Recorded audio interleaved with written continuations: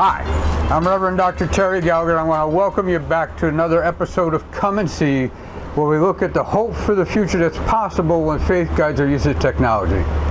In this episode, we want to talk about water conservation, which is kind of odd, you might think, with the big ocean behind me. Why am I talking about water conservation?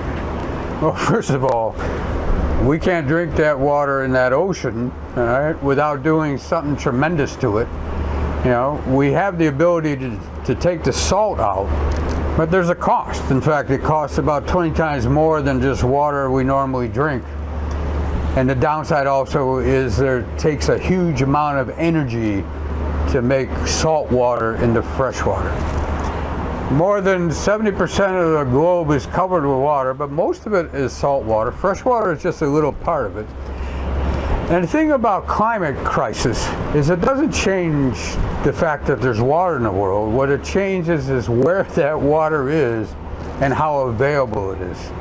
Because as we warm the air, it holds up more moisture. And so what does that do? It makes the dry places drier and the wet places wetter. What do I mean by that? I mean places that occasionally suffer from drought, from water tightness, are increasingly growing how often they encounter that crisis, and it's widespreading. It means deserts are increasing.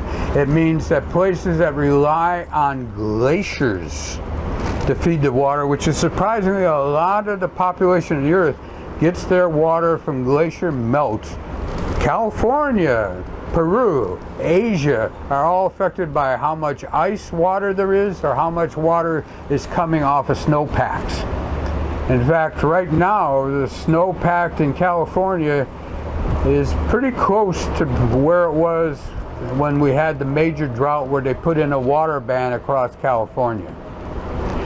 There's a city in South Africa, Cape Town, which is going to be the first major global city to run out of water. That will happen this spring.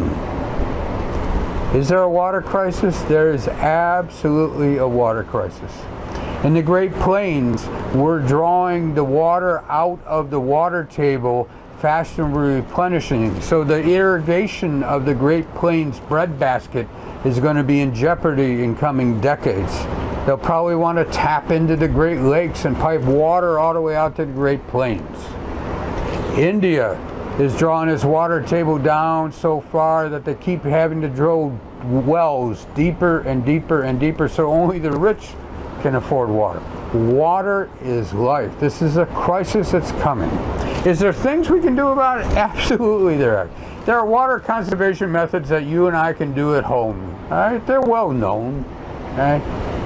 Americans typically use 100 gallons of water every day for each individual, which is 5 or 10 times more than water that's used in other places in the world. So we could start at home. You know, there are conservation spigots that we can put on showers and on sinks. We can adjust how often and use low flush toilets and how often we actually flush.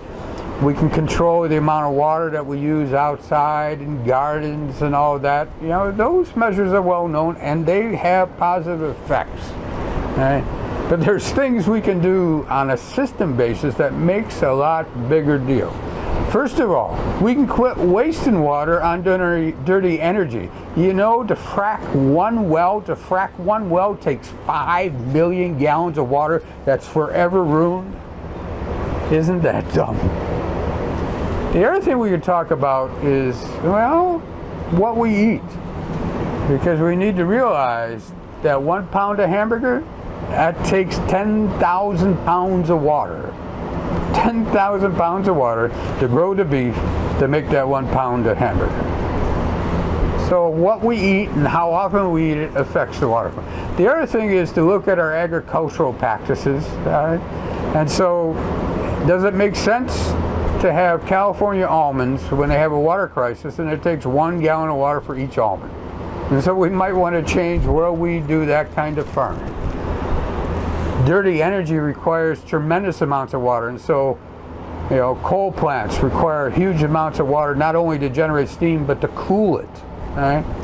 But so do nuclear power plants. Nuclear power plants use tremendous amounts of water, so that's a downside to nuclear power. adjusting how we use water, treasuring water as the gift from God that it is a first step. Right? There are people across the globe, children of God, that are going to be very desperate for water. That's one of the migration causes for people on the move across the globe, is they need water. Water to grow food, water simply to live. There are countries that are buying farmland in other places in order to grow food because it's cheaper to import the food than it is to import the water. This is a global crisis that's happening right now and will only intensify. So adjusting our personal behaviors, well, that might not be as big of an issue if you live in the Great Lakes like I do, but from a personal, spiritual standpoint, it makes a lot of sense. It causes us to value the gift that water is. It causes us to fight those fracking companies and those companies that pollute the water that children of God need to live. So starting to treasure water, using conservation methods, eliminating those practices that waste water, that pollute water, that destroy water, that destroy life, are very important steps. Can we do this? Absolutely, we can do this. You know, in the Gospel of Matthew, in the 25th chapter, Jesus has that very disturbing story where God is dividing human beings into those that obeyed and those that disobeyed. And he's saying, come, those of you that gave me something to eat when I was hungry and something to drink when I was thirsty, for the gift of heaven is yours. The wisdom to value the gift of life, to have the compassion so that other children of God have that gift of life, that is what God is calling us to do. Water conservation saves money, saves energy, and saves lives. Why wouldn't we want to do this? We can do this. We just have to use the brains that God has given us.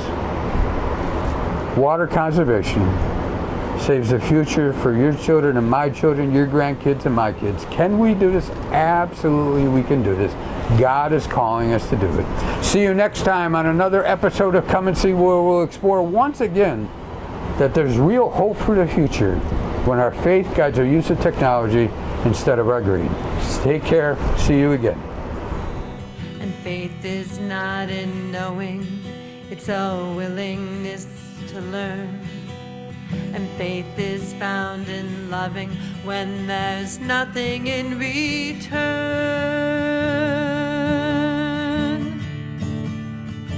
So come and see,